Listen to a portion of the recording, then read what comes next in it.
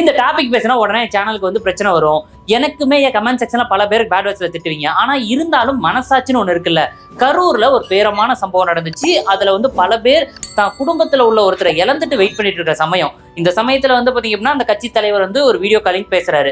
இதை பத்தின டாபிக் குள்ளே நான் போக விருப்பப்படல. ஆனா ஒரு மீடியாவா நீங்க போய் அந்த குடும்பத்தை உட்கார வச்சு ஒரு வீடியோ எடுக்கிறீங்க. அப்படி வீடியோ எடுக்கும்போது நீங்க எப்படி சார் பரவாயில்லையா, 10 நாள் ஆயிடுச்சு, குடும்ப இழப்பை பத்தி என்ன யோசிக்கிறீங்கன்னு ஒரு கேள்வி கேட்காம தளபதி விஜயோட பேசுறீங்களே. அவர் எப்படி இருக்காரு, அவர் சாப்பிட்டாரா, தூங்கினாரா, அவருக்கு வந்து பாத்தீங்கன்னா சாப்பிட்ட மாதிரி இருக்கா, கண்ணு வந்து சிகப்பா இருக்கா, கண்ணீர் விட்டு அழுந்தாரா, எப்படா இப்படி ஒரு கேடு கட்டத்தனமான கொஸ்டினா யோசிச்சிருக்கீங்க?